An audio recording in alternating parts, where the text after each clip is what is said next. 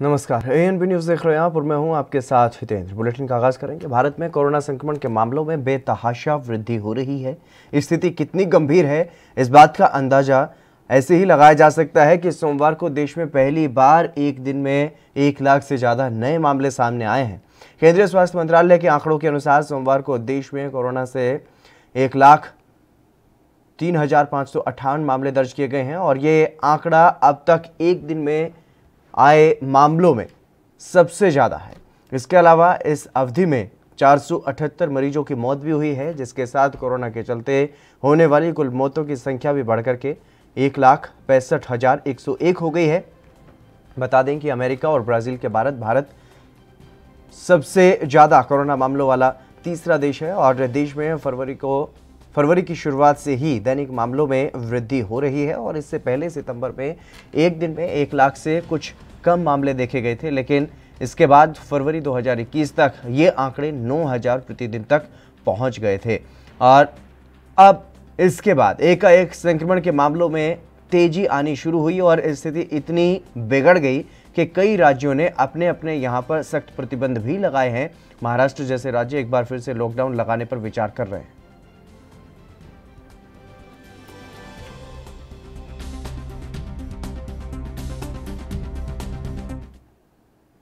महाराष्ट्र के गृह मंत्री अनिल देशमुख पर पूर्व पुलिस कमिश्नर परमवीर सिंह ने गंभीर आरोप लगाए थे और 100 करोड़ की वसूली के आरोपों के बाद से महाराष्ट्र की सियासत में हलचल है। मामले में कोर्ट में भी सुनवाई हुई, जिसमें कोर्ट ने सीबीआई की जांच के आदेश दिए हैं और इसके बाद गृह मंत्री अनिल देशमुख ने अपना इस्तीफा दिया और जिसके बाद से अब लगातार महाराष्ट्र में सियासी पारा हाई होता हुआ दिखाई दे रहा है।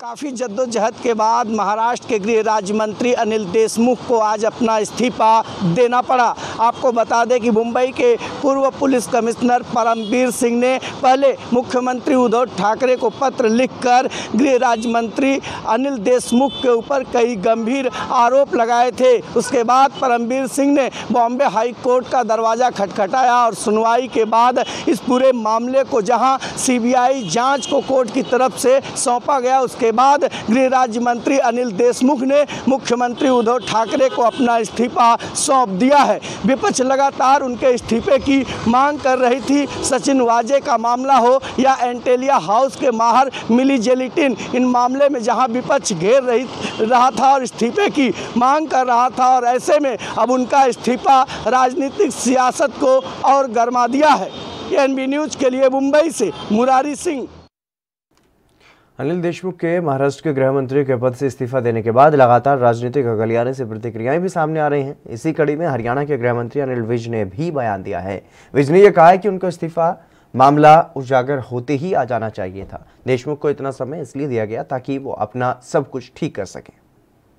अनिल देशमुख का इस्तीफा तो जिस दिन ये मामला, इतना बड़ा मामला उजागर हो गया था, उसी दिन आ जाना चाहिए था और उसको इतना समय दिया गया कि अपना अगर कुछ ठीक करना तो ठीक कर लिया जाए। और मैं समझता हूं कि वहां के जो मुख्यमंत्री हैं उन्होंने अपना दायित्व का।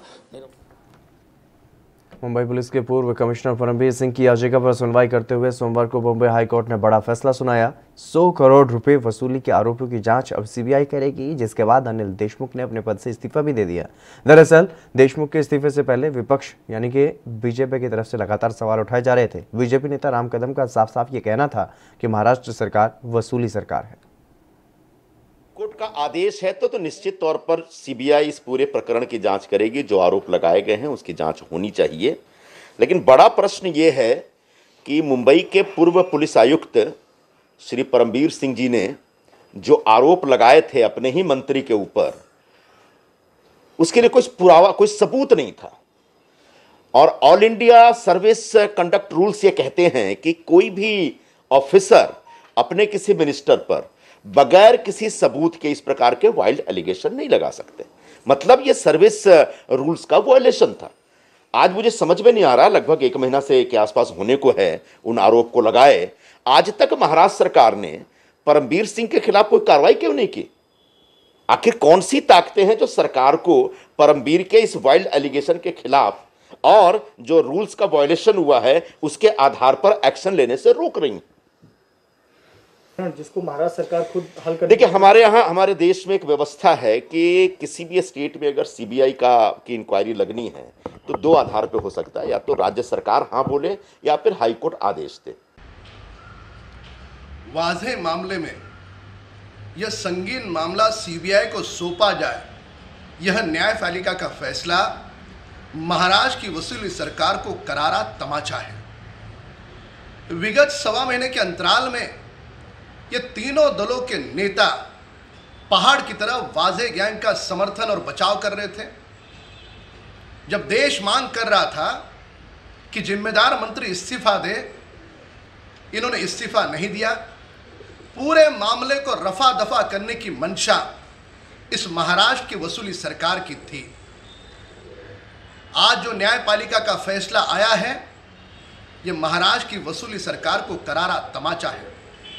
इसके पूर्व भी कई सारे फैसलों में न्यायपालिका की ओर से इन तीनों दलों को करारा तमाचा मिला है।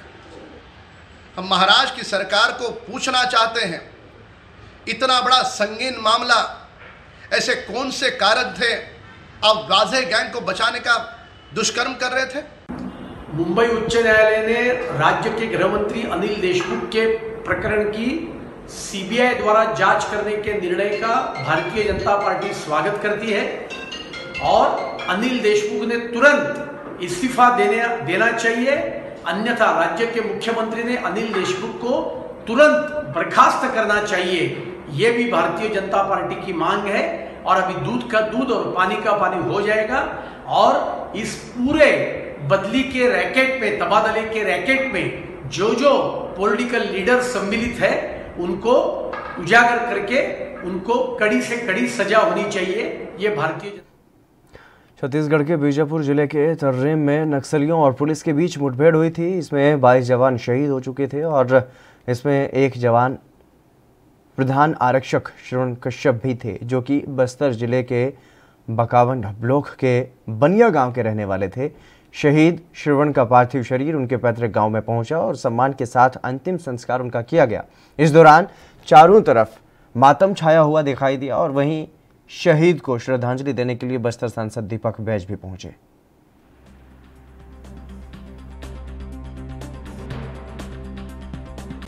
बीजापुर जिले में हुई नक्सली घटना में हमारे बकावन ब्लॉक के बनिया गांव के हमारे वीर शहीद श्रवण कश्यप की आज अंतिम संस्कार है। निश्चित रूप से हमारे बस्तर क्षेत्र के लिए और पूरे देश के लिए इन्होंने अपनी जान न्यौछावर दी है। मैं श्रद्धा सुमन अर्पित करता हूं और उनके परिवार को दुख सहने की भगवान उनको सहन शक्ति दे, ये मैं नमन करता हूँ। निश्चित रूप से शासन की जो योजना है, सरकार की जो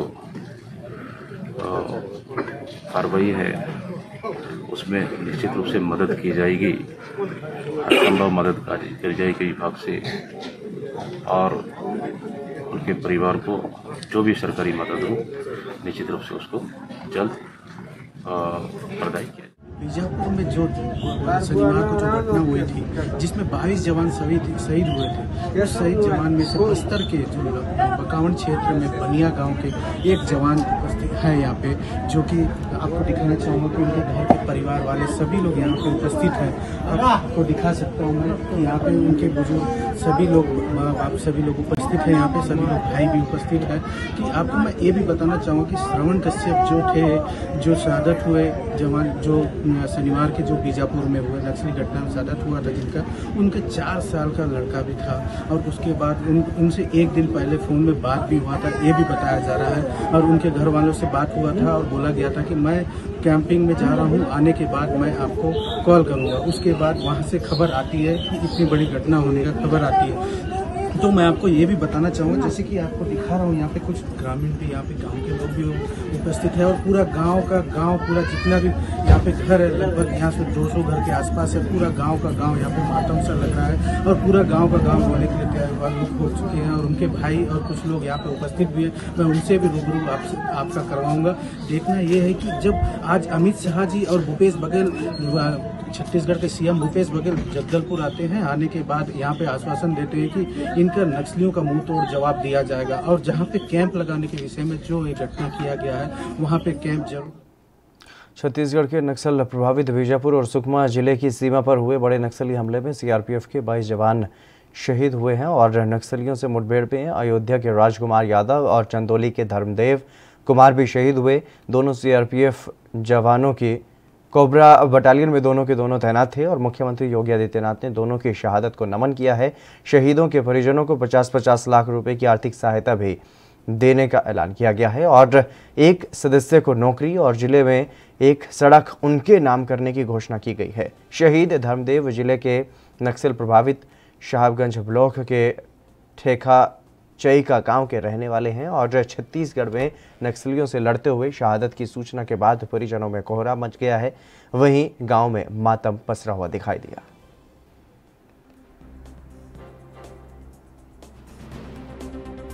क्या सर, मेरे भाई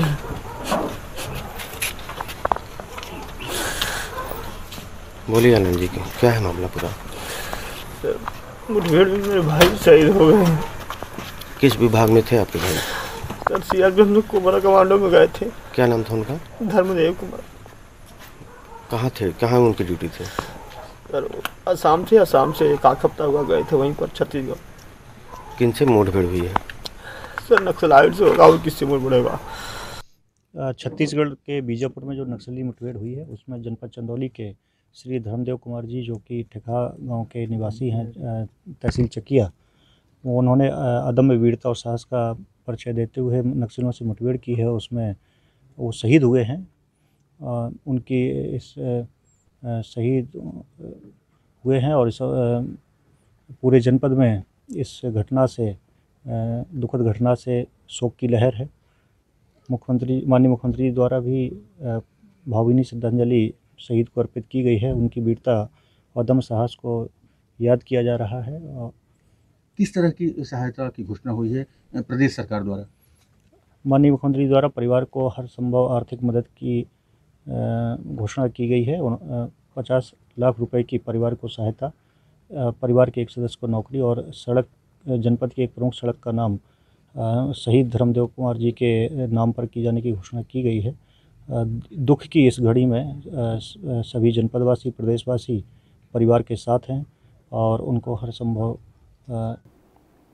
छत्तीसगढ़ के बीजापुर में नक्सली मुठभेड़ के बाद पूरे प्रदेश में पुलिस को अलर्ट कर दिया गया है। केंद्रीय गृह मंत्री अमित शाह के दौरे को देखते हुए बस्तर संभाग के साथ ही राज्य के सभी नक्सल प्रभावित जिले में पुलिस और केंद्रीय फोर्स को हाई अलर्ट रहने के निर्देश दिए गए थे और पड़ोसी राज्यों झारखंड, महाराष्ट्र, ओडिशा और तेलंगाना पुलिस को भी सतर्क किया गया। इन राज्यों से लगी सीमा पर भी फोर्स ने चौकसी बढ़ाई और पुलिस अफसरों के मुताबिक स्पेशल इंटेलिजेंस ब्यूरो को मिले खुफिया इनपुट और पूर्व अनुभव के आधार पर यह अलर्ट जारी किया गया है। सूत्रों के मुताबिक पुलिस मुख्यालय ने केंद्रीय गृह मंत्री के छत्तीसगढ़ में प्रवास के दौरान राजधानी की पुलिस को भी विशेष सतर्कता बरतने के निर्देश दिए थे।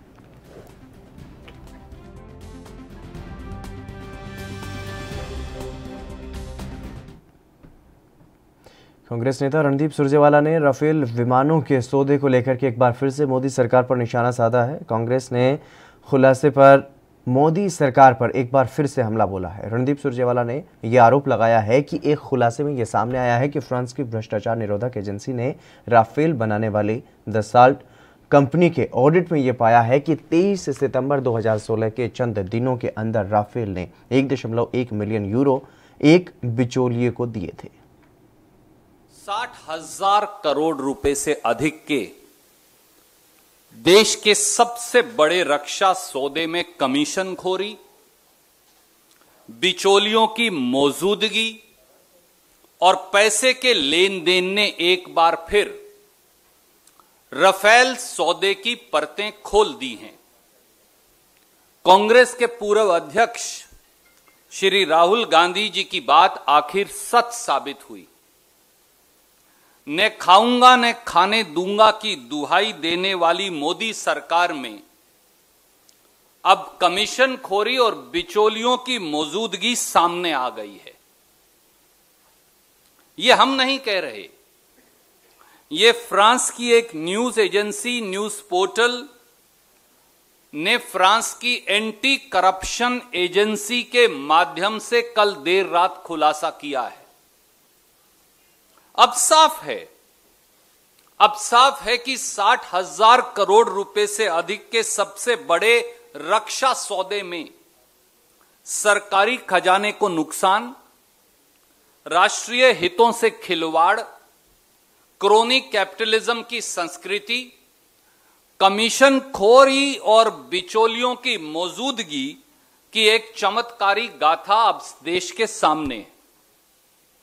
रक्षा खरीद प्रक्रिया की खुलकर धज्जियां उड़ाई गई। पंजाब विधानसभा के नेता प्रतिपक्ष हरपाल सिंह चीमा ने एक बार फिर से बाहुबली मुख्तार अंसारी को लेकर के पंजाब सरकार पर निशाना साधा है। चीमा ने यह कहा कि कैप्टन सरकार ने 2 साल से एक ऐसे गैंगस्टर को पंजाब में छोटा सा मुकदमा दर्ज करके पनाह दी है जिस पर यूपी और बिहार में संगीन धाराओं में केस दर्ज थे। देखो लगभग 2 साल तो ਉੱਪਰ ਕੈਪਟਨ ਸਾਹਿਬ ਦੀ ਸਰਕਾਰ ਨੇ, ਕਾਂਗਰਸ ਪਾਰਟੀ ਨੇ ਪੰਜਾਬ ਦੇ ਵਿੱਚ ਉਸ ਗੈਂਗਸਟਰ ਨੂੰ ਰੱਖਿਆ ਜਿਹਦੇ ਖਿਲਾਫ यूपी ਦੇ ਵਿੱਚ, ਬਿਹਾਰ ਦੇ ਵਿੱਚ ਬਹੁਤ ਸਾਰੇ ਸੰਗੀਨ ਧਾਰਾਵਾਂ ਦੇ ਤਹਿਤ ਮੁਕੱਦਮੇ ਦਰਜ ਸੀਗੇ। ਪੰਜਾਬ ਦੇ ਵਿੱਚ ਇੱਕ ਛੋਟਾ ਜਿਹਾ ਮੁਕੱਦਮਾ ਦਰਜ ਕਰਕੇ ਉਹਨੂੰ ਪੰਜਾਬ 'ਚ ਰੱਖਿਆ। ਸੋ ਮੈਂ ਸਮਝਦਾ ਕਿ ਸੀਬੀਆਈ ਦੀ ਜਾਂਚ ਹੋਣੀ ਚਾਹੀਦੀ ਆ। ਕਿਸ ਤਰ੍ਹਾਂ ਦੀ ਉਹਨੇ ਐਂਬੂਲੈਂਸ ਯੂਜ਼ ਕੀਤੀ, ਕਿਸ ਤਰ੍ਹਾਂ ਦੇ ਵਾਹੀਕਲ ਨੂੰ ਵਰਤਦਾ ਰਿਹਾ, ਇਸ ਜਗ੍ਹਾ ਤੇ ਕਿਉਂ ਮੁਕੱਦਮੇਬਾਜ਼ੀ ਹੋਈ, ਉਹਦੇ ਕਿਹਦੇ ਨਾਲ ਸੀਐਮ ਸਾਹਿਬ ਨਾਲ ਕੀ ਸੰਬੰਧ ਨੇ, ਪੰਜਾਬ ਦੇ ਮੁੱਖ ਮੰਤਰੀ ਨਾਲ ਕੀ ਸੰਬੰਧ ਨੇਗੇ, ਪੰਜਾਬ ਦੇ ਜੇਲ੍ਹ ਮੰਤਰੀ ਨਾਲ ਕੀ ਸੰਬੰਧ ਨੇਗੇ। ਸੋ ਉਹਦੀ ਜਿਹੜੀ ਜਾਂਚ ਹੋਣੀ ਚਾਹੀਦੀ ਹੈ ਕਿਉਂਕਿ ਦੇਸ਼ ਦੀ ਅਪੈਕਸ ਕੋਰਟ, ਦੇਸ਼ ਦੀ ਸਰਵਉੱਚ ਅਦਾਲਤ ਨੇ ਜਿਹੜਾ ਹੈਗਾ ਇੰਟਰਫੀਅਰ ਕਰਕੇ ਦਖਲਅੰਦਾਜ਼ੀ ਦੇ ਕੇ ਉਹਦੀ ਜਿਹੜੀ ਜੇਲ੍ਹ ਤਬਦੀਲ ਪੰਜਾਬ ਤੋਂ यूपी 'ਚ ਕੀਤੀ ਹੈਗੀ। ਸੋ ਇੱਥੋਂ ਪਤਾ ਲੱਗਦਾ ਕਿ ਪੰਜਾਬ ਸਰਕਾਰ ਕਿੰਨੀ ਜਿੱਦ ਕਰ ਰਹੀ ਸੀਗੀ ਇੱਕ ਗੈਂਗਸਟਰ ਨੂੰ ਪੰਜਾਬ 'ਚ ਰੱਖਣ ਦੇ ਲਈ। ਉਹ ਤਾਂ ਕਰ ਰਹੇ ਸੀਗੇ ਕਿਉਂਕਿ 2022 ਦੇ ਵਿੱਚ ਜਿਹੜੀਆਂ ਪੰਜਾਬ ਦੀਆਂ ਵਿਧਾਨ ਸਭਾ ਦੇ ਇਲੈਕਸ਼ਨ ਹੋਣ ਜਾ ਰਹੀਆਂ ਨੇਗੀਆਂ, ਉਹਦੇ ਵਿੱਚ ਕੈਪਟਨ ਸਾਹਿਬ ਇਸ ਤਰ੍ਹਾਂ ਦੇ ਜਿਹੜੇ ਮੈਂ ਸਮਝਦਾ ਗੁੰਡਾ ਤੰਤਰ ਨੇ, ਜਿਹੜੇ ਸਮਾਜ ਵਿਰੋਧੀ ਅੰਸਰ ਨੇਗੇ, ਉਹਨਾਂ ਨੂੰ ਆਪਣੇ ਵਿਰੋਧੀਆਂ ਦੇ ਖਿਲਾਫ ਕਿਵੇਂ ਵਰਤਣਾਗਾ, ਜਿਹੜੇ ਸਿਆਸੀ ਵਿਰੋਧੀ ਨੇ। चलिए रुकेंगे एक छोटे से ब्रेक के लिए, जल्द हाजिर होंगे।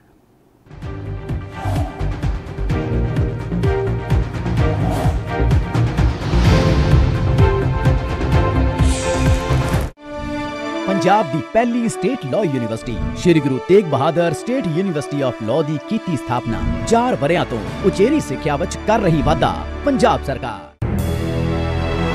लखनऊ से लेकर चंडीगढ़ तक, मुंबई से लेकर रायपुर तक, क्या है राजनीति की हलचल, क्या है समाज का मिजाज।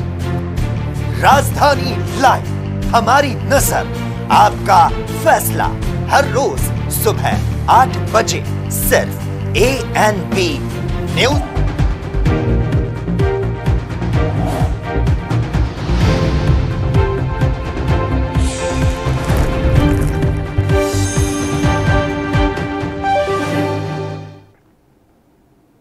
ब्रेक के बाद एक बार फिर से आप सभी का स्वागत है। खबरों में आगे बढ़ेंगे। हरियाणा विधानसभा में नेता विपक्ष और प्रदेश के पूर्व मुख्यमंत्री रह चुके भूपेंद्र सिंह हुड्डा ने एक प्रेस कॉन्फ्रेंस की और इस दौरान पूर्व सीएम ने फूड कॉरपोरेशन ऑफ इंडिया की तरफ से फसल में नमी की मात्रा को 2% कम करने को गलत ठहराया है। हुड्डा ने यह कहा है कि इस वजह से किसानों की परेशानियां और लागत दोनों बढ़ेगी।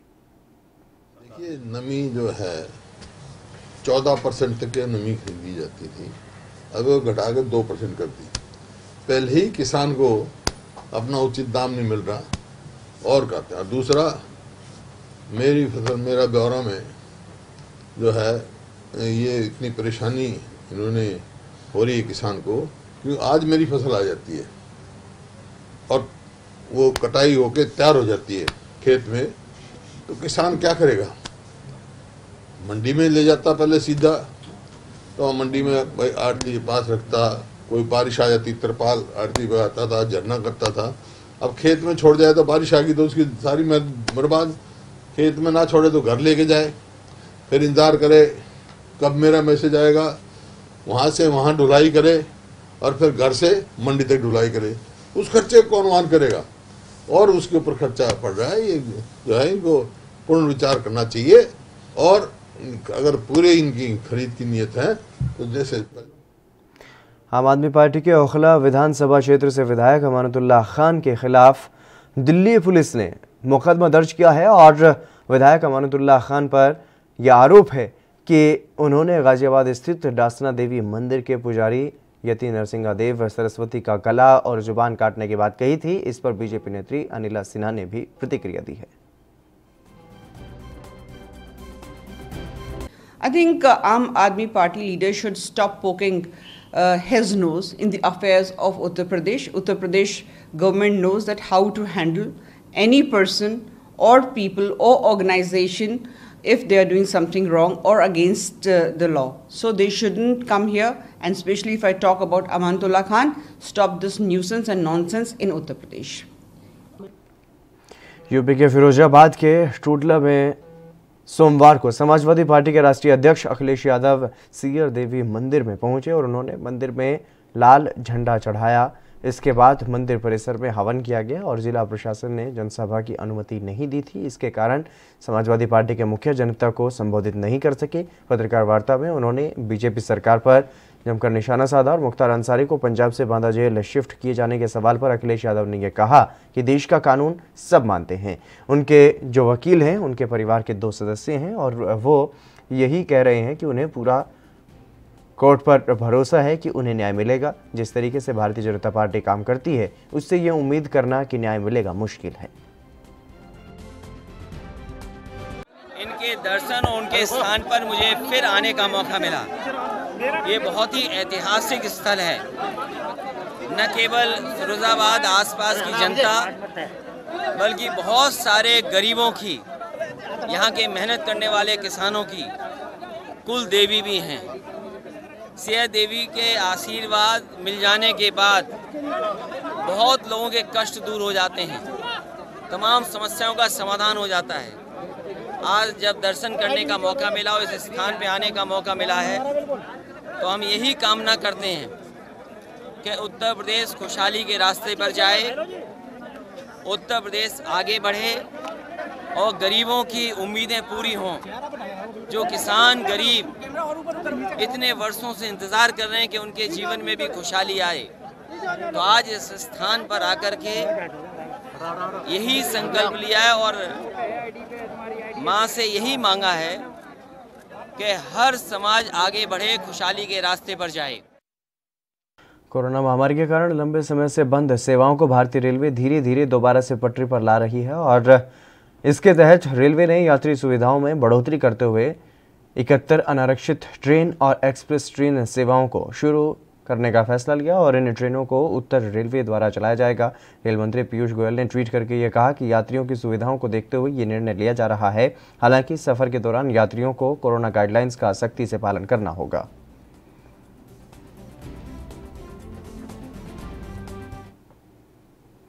मध्य प्रदेश के सीएम शिवराज सिंह चौहान पौधारोपण की अपनी परंपरा का लगातार निर्वहन कर रहे हैं। उन्होंने आज भी एक पौधा लगाया और रोजाना की तरह पौधारोपण के बाद मीडिया से वो रूबरू हुए। इस दौरान सीएम ने ये कहा कि मध्य प्रदेश में कोरोना संक्रमण के बढ़ रहे लगातार जो मामले बढ़ रहे हैं, अब सीएम शिवराज सिंह चौहान खुद लोगों को जागरूक करने के लिए सड़क पर उतरेंगे और इसके साथ ही इस संकट से निपटने के लिए उन्होंने कांग्रेस पार्टी से भी मदद मांगी है। सीएम शिवराज सिंह ने इसके लिए मध्य प्रदेश कांग्रेस के अध्यक्ष और पूर्व सीएम कमलनाथ को फ़ोन मिलाया। उन्होंने पूर्व सीएम से फ़ोन पर यह बात की है और सीएम शिवराज ने यह कहा है कि जब मानवता पर संकट हो तो सभी राजनीतिक दलों के नेताओं को एकजुट होकर के जनसेवा में लगना चाहिए। मैं सभी धर्मगुरुओं, समाज सेवी संस्थाओं और मीडिया के मित्रों से अपील करूंगा कि सारे मतभेद भूल करके कोविड रूपी संकट से मुकाबला करने के लिए एक हो जाए। बढ़ता हुआ संक्रमण है। कल देश में 1 लाख से ज्यादा पॉजिटिव मामले मिले हैं। पहले दौर में जो गति थी कोरोना की, उससे कई गुना तेज गति संक्रमण की अभी है। उपाय सारे करने का हम प्रयास कर रहे हैं। अस्पतालों में बिस्तरों की संख्या लगातार बढ़ाने की कोशिश जारी है। आज 3:30 बजे मैं फिर बैठक करूंगा। हम कोशिश करेंगे जिन अस्पताल प्राइवेट में भी व्यवस्था हो सकती है कम से कम 10% बिस्तर कोरोना पेशेंट्स के लिए हम रिजर्व कर पाएं। थोड़ा बाकी बीमारियों का भी हमें ध्यान रखना है। अभी 3:30 बजे की बैठक में कुछ और जरूरी मुद्दे हैं जिन पर हम विचार करेंगे। लगातार टेस्टिंग बढ़ा रहे हैं। प्रधानमंत्री जी ने जो मंत्र दिया है उसका हम पालन कर रहे हैं, उस रास्ते पर हम चल रहे हैं।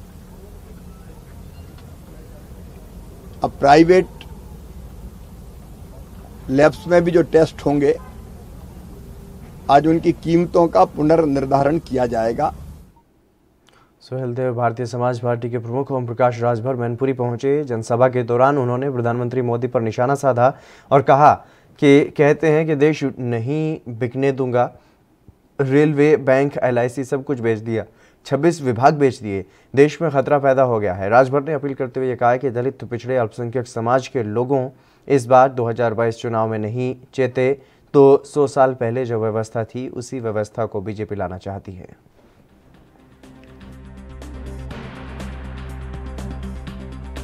बनारस में जहाँ मोदी जी जीता वहाँ फ्रीए में मिला था, जाके बोरा लेके ले जा। दाल गई कहाँ आप जान रहे हो? 350 में सिलेंडर गैस आप भरवाते थे जब बुरा दिन था। आज 900 पार, यही अच्छा दिन। इसी नाते हम लोग दिए थे वोट। मोदी जी कहते हैं देश बिकने नहीं दूंगा। रेलवे बेच दिया, बैंक बेच दिया, LIC बेच दिया, एयरपोर्ट बेच दिया, 26 विभाग बेच दिया। भाषण दे रहे कि देश बिकने नहीं दूंगा। अब जैसे हमार गाड़ी बा, हम भाषण मारी गाड़ी बिकने नहीं दूंगा। इंजन बेच दिया, टायर बेच दिया, चेचिस बेच दिया, स्टीयरिंग बेच दिया। वह बढ़िए बा, अब हम भाषण देंगे स्टीयरिंग, हम गाड़ी बिकने नहीं देंगे। साथ इस देश में खतरा पैदा हो गया है। पिछड़े समाज के लोगों, दलित समाज के लोगों, अल्पसंख्यक समाज के लोगों, इस बार तूने 22 में नहीं जीता तो आने वाले दिनों में 100 साल पहले जो व्यवस्था थी उसी व्यवस्था को बीजेपी लाना चाहती है। इसी नाते हम लोग परेशान हैं। उत्तर प्रदेश के जनपद मैनपुरी में आज सोहेल देव भारतीय समाजवादी पार्टी के प्रमुख ओम प्रकाश राजभर आज जनपद मैनपुरी पहुंचे। इन्होंने नरेंद्र मोदी पर निशाना साधते हुए कहा कि देश बिकने नहीं देंगे। रेलवे, बैंक एवं LIC बेच दी है, 26 विभाग बेच दिए हैं, देश में खतरा पैदा हो गया है। दलित, पिछड़े, अल्पसंख्यक समाज के लोगों इस बार 2022 चुनाव में नहीं चेते तो 100 साल पहले जो व्यवस्था थी उसी व्यवस्था को बीजेपी लाना चाहती है। उन्होंने कहा कि बीजेपी का मतलब यूपी में भारतीय झूठ पार्टी कही जाना और बिहार में भड़का झूठ पार्टी कही जाना है। मैनपुरी से रजनीकांत तिवारी, ANV न्यूज़, मैनपुरी। देश की राजधानी दिल्ली के लुटियन जोन में स्थित नेशनल मीडिया सेंटर के बाहर डस्टबिन के पास कुछ संदिग्ध वस्तु बरामद हुई है और उसके बाद मौके पर बम स्क्वाड पहुंची और बम स्क्वाड की टीम ने और उनके साथ डॉग स्क्वाड भी मौजूद रहे और संदिग्ध वस्तु को बम स्क्वाड ने अपने कब्जे में ले लिया और उसकी जांच अब की जा रही है। प्रत्यक्षदर्शियों के अनुसार मौके पर पहुंचे बम स्क्वाड के लोगों ने तुरंत संदिग्ध वस्तु की जांच की और सूत्रों ने यह बताया कि शुरुआती जांच में विस्फोटक जैसी कोई वस्तु होने की संभावना नहीं है, लेकिन फिर भी सावधानी के तौर पर संदिग्ध वस्तु को कब्जे में लेकर के उसकी जाँच की जा रही है और पता लगाने की कोशिश की जा रही है कि किसने और किस उद्देश्य से उस संदिग्ध वस्तु को नेशनल मीडिया सेंटर के पास फेंका। वहीं नेशनल मीडिया सेंटर के पास जिस जगह पर यह संदिग्ध वस्तु मिली है वो बहुत संवेदनशील क्षेत्र माना जाता है और उस जगह से संसद भवन मात्र 1 किलोमीटर की दूरी पर ही है। इसके अलावा रेल भवन, उद्योग भवन और कृषि भवन उस जगह के बिल्कुल पास में हैं। चलिए रुकेंगे एक छोटे से ब्रेक के लिए, जल्द हाजिर होंगे।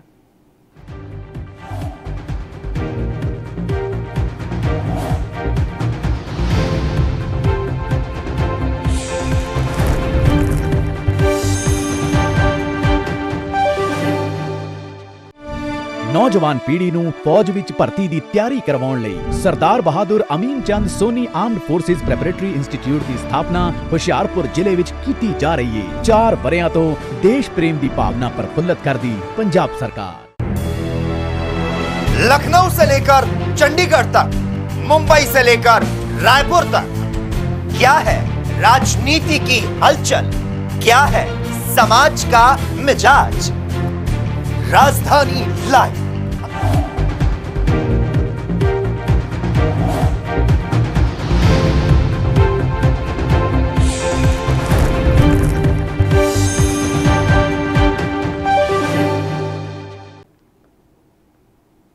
ब्रेक के बाद एक बार फिर से आप सभी का स्वागत है। खबरों में आगे बढ़ेंगे। कोरोना वायरस का कहर देश में पिछले साल के डरावने वक्त को एक बार फिर से दोहराता हुआ दिखाई दे रहा है। आलम यह है कि कोरोना हर दिन नया रिकॉर्ड बना रहा है। रविवार को देश में कोरोना के मामलों ने सारे रिकॉर्ड तोड़ दिए और देश में एक दिन में 1 लाख से अधिक कोरोना के मामले रिकॉर्ड किए गए। और इस कड़ी में कांग्रेस नेता राजेश राठौर ने क्या कुछ कहा है वो आपको सुनवाते हैं। अभी भी हम विनम्रतापूर्वक आग्रह करेंगे भारत के प्रधानमंत्री नरेंद्र मोदी जी से कि कोरोना के प्रति आप सजग दिखे नहीं, सजग आप रहें, वो धरातल पे दिखाई दे। बिहार में भी कोरोना बेहद पैमाने पे बढ़ रहा है। कल मैंने अपनी भी जांच कराई तो मैंने देखा कि मेरे पहले वाले अब मेरे बाद वाले दोनों कोरोना पॉजिटिव थे। तब इतनी संख्या कम क्यों है? मैंने सरकारी अस्पताल में टेस्ट कराया ताकि लोगों का विश्वास भी जगे। लेकिन महाराष्ट्र, पंजाब और छत्तीसगढ़ में ही चिंता आपकी क्यों है? तो इसे दरस जाता है कि आप दुर्भावना से ग्रसित होकर जहां आपकी सरकार नहीं है वहां के राज्यों को आप डिमोरलाइज करना चाहते हैं। बिहार के बारे में आपकी चिंता क्यों नहीं बढ़ी? बंगाल भी बढ़ रहा है। आप चुनाव में मस्त हैं, समझ में नहीं आ रहा है प्रधानमंत्री जी। जिस दिन चुनाव समाप्त होगा तो आपको लगेगा कि सबसे ज्यादा महामारी कोरोना का बंगाल में फैलेगा। दिल्ली के महामारी, दिल्ली के तमाम नेता, दिल्ली के तमाम वर्कर बंगाल में चले गए हैं तो वहां कैसे नहीं बढ़ेगा? इसलिए निष्पक्षता के साथ कोरोना पे आप काम कीजिए, लोगों का। उत्तर प्रदेश में पंचायत चुनाव को लेकर के अधिसूचना जारी कर दी गई है और अब पहले चरण के मतदान के लिए नामांकन की प्रक्रिया भी पूरी हो चुकी है।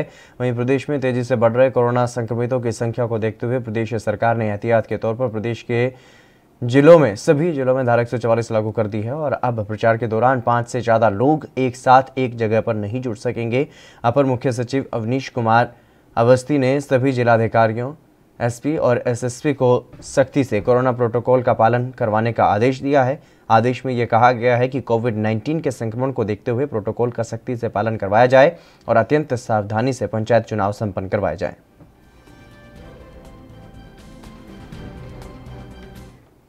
पंजाब के फतेहगढ़ साहिब में कोरोना का कहर बढ़ता जा रहा है। जिले में फिर से लगातार कोरोना के मामले बढ़ रहे हैं और आज आई रिपोर्ट में 73 नए कोरोना पॉजिटिव मरीज सामने आए, जबकि कोरोना से 2 लोगों की मौत भी हो गई।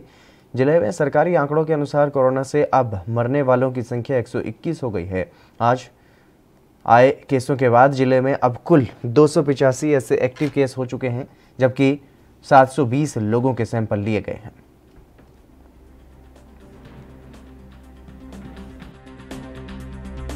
ਅੱਜ ਸਭ ਪਬਲਿਕ ਨੂੰ ਅਪੀਲ ਕਰਨਾ ਚਾਹੁੰਦੀ ਕਿ ਅੱਜ ਸਾਡੇ ਸਿਵਲ ਫਤਿਹਗੜ੍ਹ ਸਾਹਿਬ ਵਿੱਚ 2 ਕਰੋਨਾ ਪੋਜ਼ਿਟਿਵ ਪੇਸ਼ੈਂਟਸ ਦੀਆਂ ਡੈਥ ਹੋਈਆਂ। ਇਹਨਾਂ ਵਿੱਚੋਂ ਇੱਕ ਫੀਮੇਲ ਪੇਸ਼ੈਂਟ ਹੈ, ਲੇਡੀ ਪੇਸ਼ੈਂਟ ਹੈ, ਜਿਹੜੀ ਕਿ ਇੰਡਸ ਦੇ ਨਿੱਜੀ ਹਸਪਤਾਲ ਵਿੱਚ ਦਾਖਲ ਸੀ ਤੇ ਇਹਦੀ ਉੱਥੇ ਡੈਥ ਹੋਈ ਹੈ। ਕਿਹੜੇ ਪਿੰਡ ਦੀ ਸੀ? ਇਹ ਬਰਕਤਪੁਰ ਪਿੰਡ ਦੀ ਪੇਸ਼ੈਂਟ ਸੀ, ਫੀਮੇਲ ਪੇਸ਼ੈਂਟ ਸੀ। ਔਰ ਦੂਜੀ ਇਹ ਪੇਸ਼ੈਂਟ ਇੱਥੇ ਇੱਕ ਨਿੱਜੀ ਹਸਪਤਾਲ ਵਿੱਚ ਦਾਖਲ ਸੀ। ਜਿਹੜਾ ਦੂਜਾ ਪੇਸ਼ੈਂਟ ਸੀ ਇਹ ਮੇਲ ਪੇਸ਼ੈਂਟ ਹੈ, ਸਰਦਾਨਾ ਪਿੰਡ ਦਾ ਮਰੀਜ਼ ਸੀ ਤੇ ਇਹ ਰਜਿੰਦਰਾ ਹਸਪੀਟਲ ਪਟਿਆਲਾ ਵਿੱਚ ਐਡਮਿਟ ਸੀ ਤੇ ਇਹਨਾਂ ਦੀ ਡੈਥ ਉੱਥੇ ਹੋਈ ਹੈ। ਤੇ ਮੈਂ ਆਮ ਪਬਲਿਕ ਨੂੰ ਅਪੀਲ ਕਰਦੀ ਹੈ ਕਿ ਕੋਵਿਡ ਬਹੁਤ ਤੇਜ਼ੀ ਨਾਲ ਫੈਲ ਰਿਹਾ ਹੈ ਤੇ ਇਹ ਜਿਵੇਂ ਯੂਕੇ ਵੇਰੀਐਂਟ ਦਾ ਸਭ ਨੂੰ ਪਤਾ ਹੀ ਹੈ। ਹੁਣ ਲੋਕਾਂ ਨੂੰ ਬਾਰ-ਬਾਰ ਵੀਡੀਓਜ਼ ਨਾਲ ਸਾਰੀ ਜਗ੍ਹਾ ਤੋਂ ਅਪੀਲ ਕੀਤੀ ਜਾਂਦੀ ਹੈ ਕਿ ਇਹ ਪਹਿਲੇ ਨਾਲੋਂ ਇਹਦੀ ਕਮਿਊਨੀਕੇਸ਼ਨ ਬਹੁਤ ਜ਼ਿਆਦਾ ਹੈ ਤੇ ਮੈਂ ਸਾਰਿਆਂ ਨੂੰ ਅਪੀਲ ਕਰਦੀ ਹਾਂ ਕਿ ਕਰੋਨਾ ਦੀਆਂ ਜਿੰਨੀਆਂ ਵੀ ਗਾਈਡਲਾਈਨਸ ਹੈ ਉਹਨਾਂ ਨੂੰ ਫੋਲੋ ਕਰੋ ਤੇ ਮਾਸਕ ਪਾ ਕੇ ਰੱਖੋ। ਭੀੜ ਭੜੱਕੇ ਏਰੀਆ ਵਿੱਚ ਨਾ ਜਾਓ। ਜਿੱਥੇ ਲੋੜ ਪਏ ਉੱਥੇ ਤਾਂ ਆਪਾਂ ਜਾਣਾ ਹੀ ਆ, ਪਰ ਬਿਨਾਂ ਮਤਲਬ ਤੇ ਨਾ ਘੁੰਮੋ। यही मैं सारे अपील करती हैं कि बेलोड़ींदा। बीजेपी की तरफ से कल स्थापना दिवस मनाया जाएगा और उत्तर प्रदेश में राज्य मुख्यालय समेत सभी क्षेत्रीय, जिला और महानगर कार्यालय पर कार्यक्रम किए जाएंगे। प्रधानमंत्री और भाजपा के राष्ट्रीय अध्यक्ष का संबोधन डिजिटल माध्यम से होगा और सभी पदाधिकारी और कार्यकर्ता अपने अपने घरों पर पार्टी का झंडा लगाएंगे। राज्य के भाजपा मुख्यालय पर मुख्यमंत्री योगी आदित्यनाथ, उप मुख्यमंत्री डॉक्टर दिनेश शर्मा, प्रदेश अध्यक्ष स्वतंत्र देव सिंह मौजूद रहेंगे और वहीं अलग अलग जिलों के कार्यक्रमों में मंत्री, सांसद और विधायक हिस्सा लेंगे।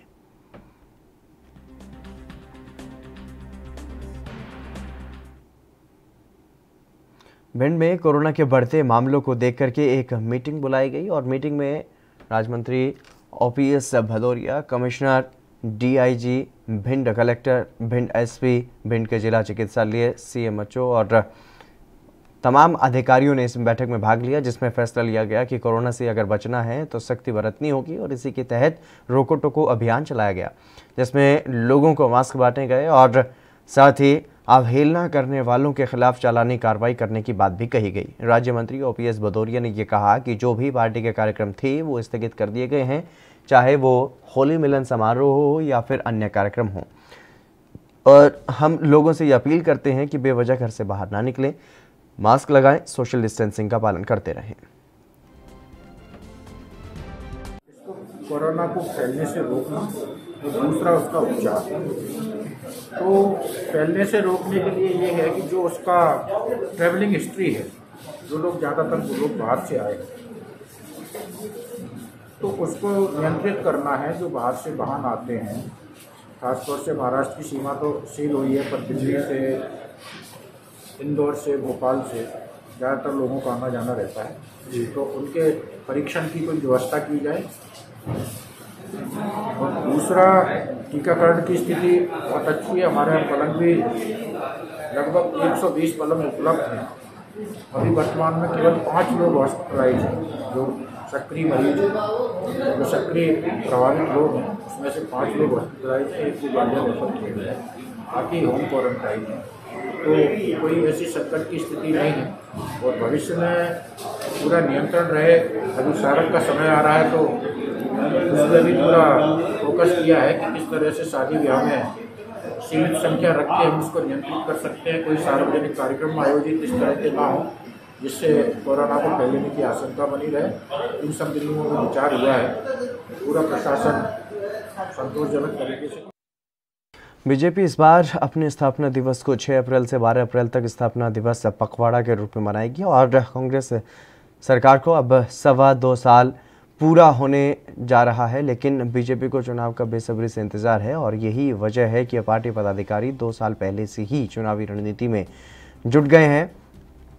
विधानसभा चुनाव में मिली हार के बाद से ही बीजेपी के केंद्रीय संगठन की नज़र छत्तीसगढ़ पर बनी हुई है और केंद्रीय नेतृत्व तक ये बात पहुंच गई है कि 15 साल तक सत्तासीन कार्यकाल में पार्टी के कार्यकर्ताओं को, नेता और मंत्रियों को भुला दिया गया था। इससे जमीनी स्तर के कार्यकर्ताओं में खासी नाराजगी थी और अब पार्टी के पदाधिकारियों को जमीनी स्तर पर पार्टी को फिर से मजबूत करने का टास्क दिया गया है। यही वजह है कि संगठन की बैठकों में भी हर बार बूथ स्तर के कार्यकर्ताओं को एकजुट करने पर ही बल दिया जाता रहा है। आने वाले समय में बीजेपी अपने संगठन के जिले के साथ ही मंडल और बूथ स्तर की गतिविधियों पर भी ज़्यादा जोर देने का प्रयास कर रही है।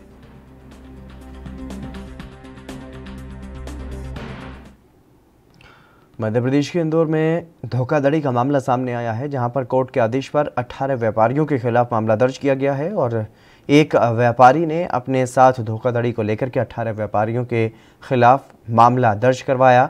मामले में पीड़ित व्यापारी ने यह बताया कि उसके व्यापारिक प्रतिद्वंदियों ने उसके खिलाफ झूठी FIR दर्ज करवाई थी, जिसमें व्यापारी की शिकायत पर संयोगितागंज थाने में सुनवाई नहीं होने पर अदालत का रुख अख्तियार किया, जिस पर कोर्ट ने पीड़ित की शिकायत पर थाने को 18 लोगों के खिलाफ FIR दर्ज करने के निर्देश दिए थे।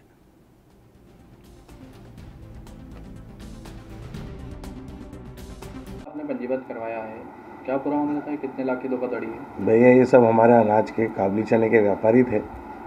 इनको हमारे दलाली के पैसे देने थे। उस पैसे को और व्यापारिक प्रतिद्वंदिता में मुझे बाहर निकालने के लिए इन लोगों ने षड्यंत्रपूर्वक मेरे खिलाफ कई FIR कराई। फिर कई सालों तक ये अधिकारियों को वो झूठी FIR दिखा के गुमराह करके मुझे इन्होंने परेशान किया, प्रताड़ित किया हर तरह से। जितना मैंने सारी FIR में उल्लेख किया आप उसको देखिएगा। और जो इन लोगों के द्वारा किया गया, ऐसा अगर किसी के साथ होगा तो वो इंसान इस दुनिया में जीने लायक नहीं रह जाएगा। और ऐसा किसी के साथ करने वालों के खिलाफ इतनी सख्त कार्रवाई होनी चाहिए कि इनको सज़ा तक मैं इनके पीछे जाऊंगा। कई अधिकारियों द्वारा उनकी बुद्धिमत्ता के कारण इनके खिलाफ जांच रिपोर्टों में ये पाया गया कि ये लोग दोषी हैं और उन सब चीज़ों को देखते हुए मजिस्ट्रेट ने ऑर्डर किया और इन लोगों के खिलाफ एफआईआर। कल थाना संयुक्तागंज में निखिल अग्रवाल के द्वारा जानकारी प्रस्तुत की गई है, जिसमें माननीय न्यायालय द्वारा 156(3) में प्रकरण पंजीबद्ध करने के निर्देश दिए हैं। निखिल अग्रवाल खुद एक ब्रोकरेज का काम करते हैं, अभी तक जो जानकारी है, और उनके द्वारा ये एलिगेशन है करीबन 18 लोगों के द्वारा उनके ब्रोकरेज और अन्य में उसके साथ धोखाधड़ी की गई है और उनके साथ चीटिंग हुई है, जिसको लेकर प्रकरण पंजीबद्ध किया है और उसकी विस्तृत विवेचना अभी की जाएगी और वस्तुस्थिति कार्रवाई की जाएगी। कितने लोगों पर? तकरीबन 18 लोगों पर प्रकरण पंजीबद्ध हुआ है।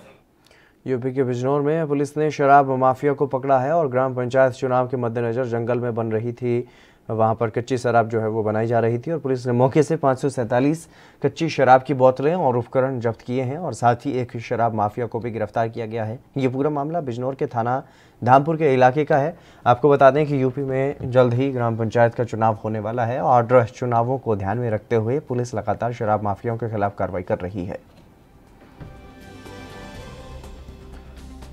तो लगातार जिस तरीके से उत्तर प्रदेश में पंचायत चुनाव का जब से ऐलान किया गया है और पंचायत चुनाव की जब से तैयारी चल रही है, तब से ही पुलिस भी सतर्क है और लगातार इस तरीके से अवैध जो शराब का काम करते हैं उन पर भी कार्रवाई की जा रही है और इसी कड़ी में बिजनौर में भी पुलिस ने ये बड़ी कार्रवाई की है। बॉलीवुड एक्ट्रेस भूमि पेडनेकर कोरोना पॉजिटिव पाई गई हैं। इसकी जानकारी उन्होंने खुद सोशल मीडिया पर दी है। भूमि पेडनेकर ने यह बताया है कि वैसे तो बेहतर महसूस कर रही हैं, लेकिन अभी कोरोना के हल्के लक्षण उनमें पाए गए हैं और उन्होंने बताया है कि डॉक्टर के साथ वो टच में हैं और सभी सावधानियां बरत रही हैं। इसके साथ ही एक्ट्रेस ने यह भी कहा है कि जो भी लोग उनके कॉन्टैक्ट में आए हैं पिछले कुछ दिनों में, वो भी अपना कोविड-19 टेस्ट जरूर करवा लें।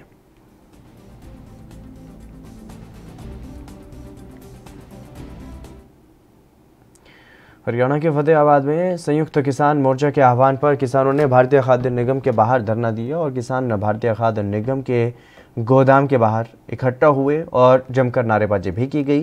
किसानों ने ये कहा कि भारतीय खाद्य निगम को सरकार फील करना चाहती है ताकि प्राइवेट कंपनियों को बढ़ावा मिल सके और इसी के चलते अब किसान भारतीय खाद्य निगम को बचाने के लिए आ खड़े हुए हैं और किसानों के द्वारा कृषि कानूनों के विरोध में धरना प्रदर्शन किया गया।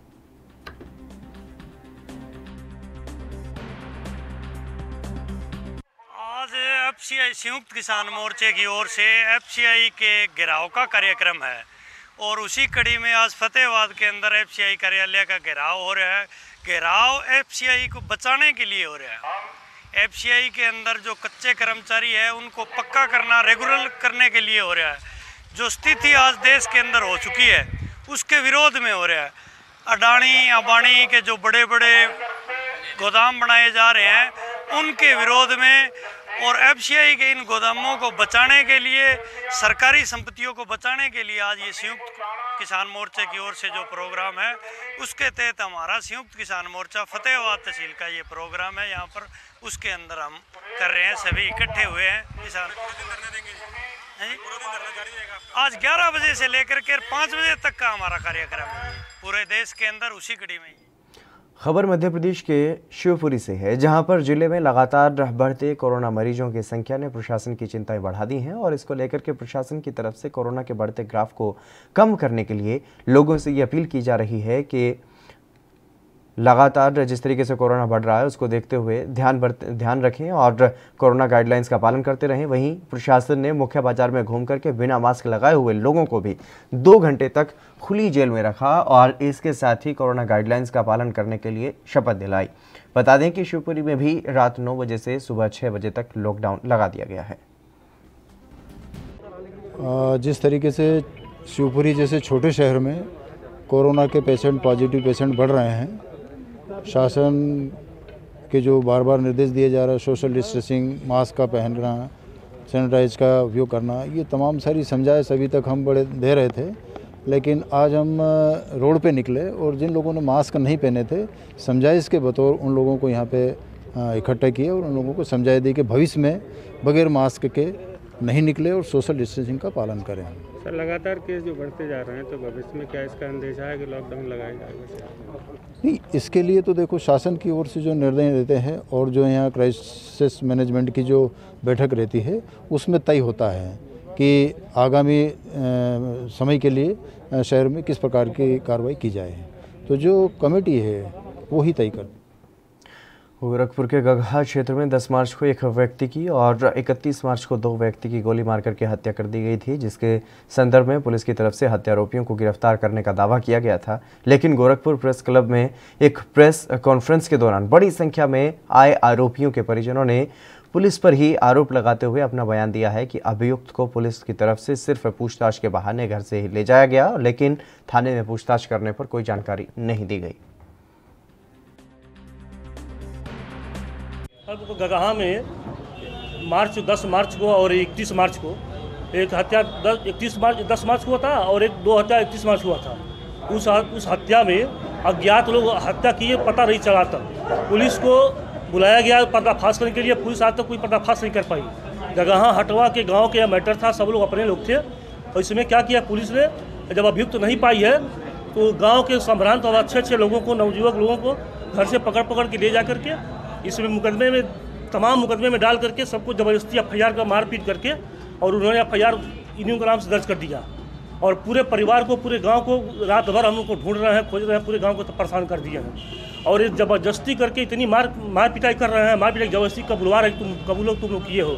और कोई ये सब संभ्रांत घर के लड़के, कोई किसी को वो नहीं है, सब नवयुवक हैं और ये ज़बरदस्ती कर रहे हैं लोग पुलिस विभाग में। और ये सिर्फ ये क्राइम। चलिए रुकेंगे एक छोटे से ब्रेक के लिए, जल्द हाजिर होंगे।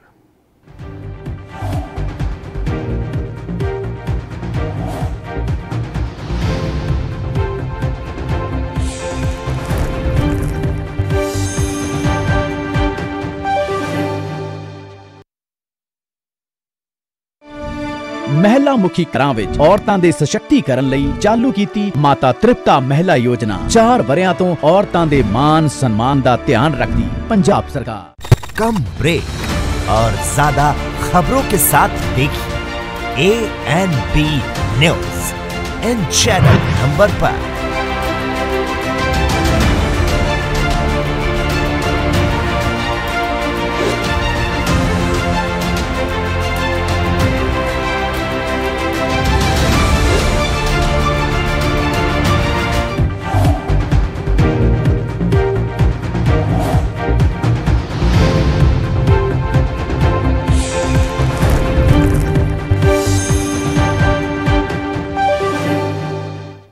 के बाद एक बार फिर से आप सभी का स्वागत है। खबरों में आगे बढ़ेंगे। भारतीय खाद्य निगम ने गेहूं खरीद को लेकर के नई शर्तें लागू कर दी हैं, जिसके विरोध में संयुक्त किसान मोर्चा के आह्वान पर पंजाब के मानसा में भारतीय किसान यूनियन, डकोदा और उग्राहा ने FCI के दफ्तर के बाहर धरना प्रदर्शन किया। और वहीं किसान संगठन के नेताओं ने यह कहा है कि सरकार ने फसल की खरीद पर बेतुकी शर्तें लगा दी हैं, जिससे किसानों की फसल खरीदने के लिए जमीन का रिकॉर्ड दिखाना जरूरी किया गया है, जो कि बेबुनियाद है। उन्होंने ये कहा है कि केंद्र सरकार ने फसल खरीद पर लगाई बेतुकी शर्तों को तोड़वाने के लिए पूरे पंजाब में धरना प्रदर्शन किया जा रहा है। और साथ ही किसानों ने यह भी चेतावनी दी है कि कोई अधिकारी किसानों की फसल खरीदने से इनकार करेगा तो उसका घेराव किया जाएगा। ਅਸੀਂ ਲੰਬੇ ਸਮੇਂ ਤੋਂ ਕਹਿੰਦੇ ਆ ਵੀ ਸਰਕਾਰ ਜਿਹੜੀ ਫਸਲਾਂ ਖਰੀਦਣ ਤੋਂ ਭੱਜੂਗੀ, ਉਹਦੀ ਤਹਿਤ ਅੱਜ ਉਹ ਗੱਲ ਸਾਹਮਣੇ ਆ ਗਈ ਵੀ ਸਰਕਾਰ ਨੇ ਬੇਲੋੜੀਆਂ ਸ਼ਰਤਾਂ ਲਾਤੀਆਂ ਵੀ 40 ਮਣ ਕਣਕ ਖਰੀਦੀ ਜਾਊ ਜੇ 1 ਕਿੱਲੇ ਦੀ ਕਿਸਾਨ ਫਰਜ਼ ਦਿਖਾਊਗਾ। ਇਸ ਕਰਕੇ ਬੇਲੋੜੀਆਂ ਸ਼ਰਤਾਂ ਨੂੰ ਤੜਾਉਣ ਦੇ ਵਾਸਤੇ ਅਸੀਂ ਅੱਜ ਸਾਰੇ ਪੰਜਾਬ ਦੇ ਵਿੱਚ ਕੀ ਦਿੱਲੀ ਤੋਂ ਸਾਨੂੰ ਮੈਸੇਜ ਆਇਆ ਵੀ ਜਿਹੜਾ ਧਰਨੇ ਲਾ ਕੇ ਵਿਰੋਧ ਕਰੋ। ਅਸੀਂ ਮੰਗ ਕਰਦੇ ਹਾਂ ਵੀ ਫੌਰੀ ਤੌਰ ਤੇ ਸਾਰੀ ਕਿਸਾਨਾਂ ਦੀ ਫਸਲ ਆ ਜਿਹੜੀ ਸਰਕਾਰੀ ਰੇਟ ਤੇ ਖਰੀਦੀ ਜਾਵੇ। ਪ੍ਰਾਈਵੇਟ ਹੱਥਾਂ ਦੇ ਵਿੱਚ ਦੇਣਾ ਚਾਹੁੰਦੀ ਹੈ। ਪ੍ਰਾਈਵੇਟ ਕਣਕ ਆ ਜਿਹੜੀ ਵੇਚਣ ਵਾਸਤੇ ਸਾਨੂੰ ਮਜਬੂਰ ਕਰਦੀ ਹੈ। ਪ੍ਰਾਈਵੇਟ ਘੱਟ ਰੇਟ ਤੇ ਲੈਣਗੇ, ਨਾਲ ਜਿੱਥੇ ਘੱਟ ਰੇਟ ਤੇ ਲੈਣਗੇ ਪੈਸੇ ਦੀ ਤਸੱਲੀ। ਜਿਹੜੀ ਅਨਾਜ ਦੀ ਖਰੀਦ ਕਰਨੀ ਹੁੰਦੀ ਹੈ ਉਹ FCI ਨੇ ਕਰਨੀ ਹੁੰਦੀ ਹੈ। FCI ਨੇ ਹੁਣ ਫੈਸਲਾ ਕਰ ਲਿਆ ਕਿ 20% ਖਰੀਦਾਂਗੇ। ਉਹ ਵੀ ਜਿਹੜਾ ਮੰਡੀ 'ਚ ਕਿਸਾਨ ਕਣਕ ਲੈ ਕੇ ਆਊਗਾ ਉਹ ਨਾਲ ਜ਼ਮੀਨ ਦਾ ਰਿਕਾਰਡ ਲੈ ਕੇ ਆਵੇ, ਜਮਾਬੰਦੀ ਲੈ ਕੇ ਆਵੇ, ਤਾਂ ਪਤਾ ਲੱਗੂਗਾ ਕਿ ਇਹਦੇ ਕੋਲ ਜ਼ਮੀਨ ਕਿੰਨੀ ਹੈ, ਕਣਕ ਕਿੰਨੀ ਵੇਚਣਾ ਹੈ। ਜਿਹੜੀ ਟੁੱਟ ਦੀ ਮਾਤਰਾ ਜਾਂ ਦਾਗੀ ਦਾਣਾ ਦੀ ਮਾਤਰਾ ਸੀ ਉਹ ਘਟਾਤੀ 1% ਕਰਤੀ। ਜਿਹੜੀ ਸਿੱਲ ਦੀ ਮਾਤਰਾ ਸੀ ਕਣਕ ਦੇ ਵਿੱਚ ਉਹ ਘਟਾਤੀ ਕਿ ਇਦੋਂ ਵੱਧ ਵਾਲੀ ਸਿੱਲ ਵਾਲੀ ਅਸੀਂ ਲੈਣੀ ਨਹੀਂ ਹੈ। ਬਾਰਦਾਨਾ ਦਿੱਤਾ ਨਹੀਂ ਗਿਆ। ਸੋ ਇਸ ਕਰਕੇ ਰਾਹ ਪੁੱਤਰਾ ਕਰਦੇ ਆ ਇਹ ਫਸਲਾਂ ਦੀ ਖਰੀਦ ਬੰਦ ਕਰਨ ਵਾਲਾ 25,000 ਮੰਡੀਆਂ ਵੇਚ ਦਿੱਤੀਆਂ ਗਈਆਂ। ਅੱਜ ਅਸੀਂ ਇਸ ਕਰਕੇ FCI ਦਾ ਜਿਹੜਾ ਘਿਰਾਓ ਕੀਤੇ ਆ, ਇੱਕ ਦਿਨ ਦੇ ਕੇ ਅਸੀਂ ਸੁਣਾਉਣੀ ਕਰਕੇ ਗਏ ਆ। ਅਸੀਂ ਕਣਕ ਮੰਡੀਆਂ 'ਚ ਲੈ ਕੇ ਆਵਾਂਗੇ, ਕੋਈ ਰਿਕਾਰਡ ਨਹੀਂ ਲੈ ਕੇ ਆਵਾਂਗੇ ਜ਼ਮੀਨ ਦਾ। ਜੇ ਕੋਈ ਸਾਡੀ ਕਣਕ ਖਰੀਦਣ ਤੋਂ ਭੱਜੂਗਾ ਤਾਂ ਅਸੀਂ ਇਹਨਾਂ ਅਧਿਕਾਰੀਆਂ ਦੇ ਚਾਹੇ ਦਫ਼ਤਰਾਂ 'ਚ ਬੈਠੇ ਹੋਣ ਚਾਹੇ ਮੰਡੀਆਂ 'ਚ ਹੋਣ, ਉੱਥੇ ਹੀ ਘੇਰ ਕੇ ਆਪਦੀ ਫਸਲ ਬਕਾਵਾਂਗੇ ਔਰ ਦਿੱਲੀ ਦਾ ਮੋਰਚਾ ਚੱਲਦਾ ਉਹਨੂੰ भी कामयाब करांगे। इस वास्ते फिरोजाबाद में आरटीओ विभाग के बाहर दलालों के अवैध अतिक्रमण और अवैध पार्किंग की वजह से लोगों को दिक्कतें होती हैं। PWD सेवायोजन कार्यालय, होमगार्ड हेडक्वार्टर और मार्ग पर जाने वाले लोगों को परेशानी उठानी पड़ती है। कई बार जिला प्रशासन की तरफ से अवैध अतिक्रमण हटाया गया है, लेकिन उसके बावजूद भी दलाल सक्रिय हो जाते हैं, जिसकी वजह से अवैध पार्किंग भी लगाई जाती है। और जाम को देखते हुए PWD के बाबू ने उच्च अधिकारियों से शिकायत करने की बात कही है। उन्होंने ये कहा है कि ARTO के दलालों और अवैध पार्किंग की वजह से घंटों जाम में फंसे रहते हैं। यहाँ पे जो समस्या है वो यहाँ पे ARTO के दलालों की वजह से। क्या समस्या आती है? समस्या ये है कि यहाँ पे दलाल बैठते हैं, उनकी वो खड़ी करवाते हैं हमारी, इस वजह से हमें लोगों को बड़ी परेशानी आती है। ये हमारी PWD विभाग की गाड़ी है और निकलने में आप देख ही रहे हो कितनी परेशानी। हरियाणा के परिवहन मंत्री मूलचंद शर्मा ने वल्लभगढ़ के राजीव कॉलोनी में अर्बन पब्लिक हेल्थ सेंटर का उद्घाटन किया है और इस दौरान उनके साथ CMO रणदीप सिंह पूनिया भी मौजूद रहे। और इस मौके पर कॉलोनी वासियों को बधाई देते हुए परिवहन मंत्री ने कहा कि ये सेंटर से यहाँ से करीब 50,000 लोगों को इसका फ़ायदा होगा और 21 आदमियों का स्टाफ यहाँ पर जनता की सेवा करेगा। जहाँ भी जगह मिलेगी सरकारी जो नॉर्म्स हैं, और मैं मनोहर जी के नेतृत्व में जितने बड़े हॉस्पिटल हमें फीदाद मिले हैं, झांसी का हॉस्पिटल बड़ा मेडिकल कॉलेज हमको मिला है, और यहाँ पे भी जो मैं सबसे बड़ी मुकेश डागर और अपने पूनिया जी को इस बात की बधाई CMO साहब को कि जहाँ 50,000 की पॉपुलेशन है, आम आदमी यहाँ रहता है, और उससे सबसे बड़ा लाभ जो लोगों को मिलेगा, यहाँ के लोगों को कोई बीमारी है, हारी है, कोरोना जैसी वैक्सीन है, इस सब का लाभ लोगों को मिलेगा।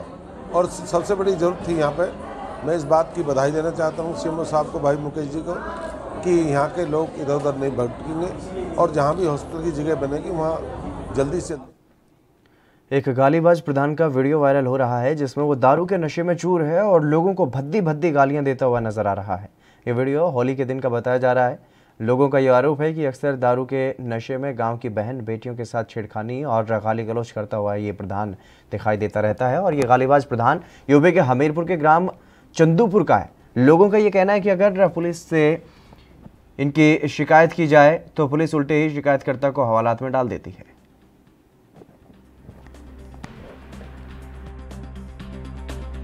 जब ससुर का मारन होना आगे मारन खिलाने तो मारन, जब हम आते तो हम हल्ला करन, जेठ का मारन हमारे वो पाए जाए तो उनका मारन तो हल्ला करन, हमारे गेहूं लाई की बोरी भी उठा ले गए। किसने मारा? शिकुमार वो रामकेश ने, सब आके पांचों भाई झपेट गए थे। अब बुढ़ा आदमी हमार क्या करे पाएगा, जब भी हमार कोई दंगा में करे आवत रहो हम कुछ ना बोले। तो क्या ये हमेशा ऐसे ही मारपीट करते हैं? हमेशा ऐसे मारपीट करते हैं, हमेशा बहन बेटियन की गाड़ी देते हैं। जब भी हम बोलत नहीं प्रधान न्याय खिलाने होते कि अन्याय खिलाने होते, जब ये जमते है कि सतावत रहा थे, गाड़ी ही देते रहा थे, ये सबका नहीं को बोला था।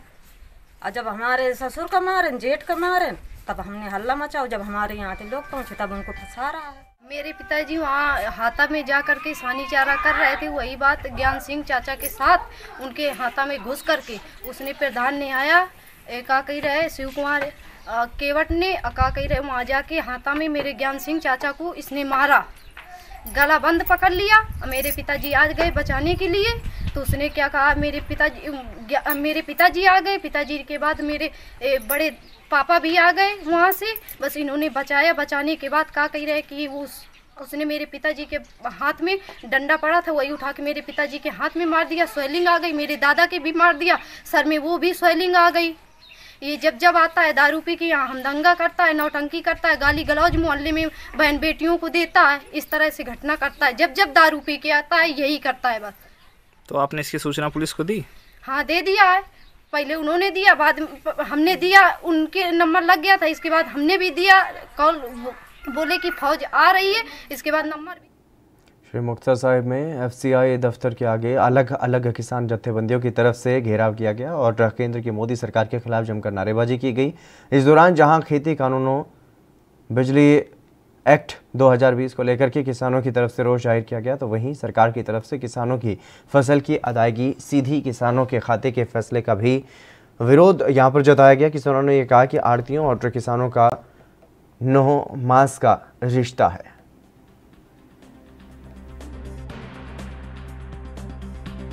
ਪਿੰਡ ਉਦੇ ਕਰਨਾ, ਜ਼ਿਲ੍ਹਾ ਜਨਰਲ ਸਕੱਤਰਾਂ BKU ਕਰਨਾ। ਤੁਸੀਂ ਅੱਜ ਰੋਸ ਪ੍ਰਦਰਸ਼ਨ ਕਰ ਰਹੇ ਹੋ, ਕੀ ਕਹਿਣਾ ਚਾਹੁੰਦੇ ਹੋ? ਅਸੀਂ ਕਹਿਣਾ ਚਾਹੁੰਦੇ ਹਾਂ ਜੀ, ਜੋ ਸਾਨੂੰ ਦਿੱਲੀ ਸੰਯੁਕਤ ਮੋਰਚੇ ਵੱਲੋਂ ਫਰਮਾਨ ਹੋਇਆ ਵੀ ਵੱਖ-ਵੱਖ FCI ਦਫ਼ਤਰਾਂ ਦਾ ਘਿਰਾਓ ਕਰੋ। ਘਿਰਾਓ ਦੇ ਵਿੱਚ ਸਾਡੀ ਬੇਨਤੀ ਇਹ ਆ ਕਿ ਇਹਨਾਂ ਨੇ ਸਾਡੇ ਨਾਲ ਜਿਹੜੀਆਂ ਸ਼ਰਤਾਂ ਨਵੇਂ ਤੋਂ ਨਵੀਆਂ ਕਰਦੇ ਆ, ਅੱਗੇ 14% ਨਵੀਂ ਸੀ, ਹੁਣ ਇਹਨਾਂ ਨੇ 12 ਕਰਤੀ, ਜਦੋਂ ਕਿ 12-13 ਤਾਂ ਆਮ ਹੀ ਕਣਕ ਦੀ ਰਹਿੰਦੀ ਹੈ। ਇਵੇਂ ਜਿਵੇਂ ਜਿਹੜਾ ਟੋਟਾ ਕਣਕ ਦਾ ਉਹ 4 ਤੋਂ 2 ਕਰਤਾ।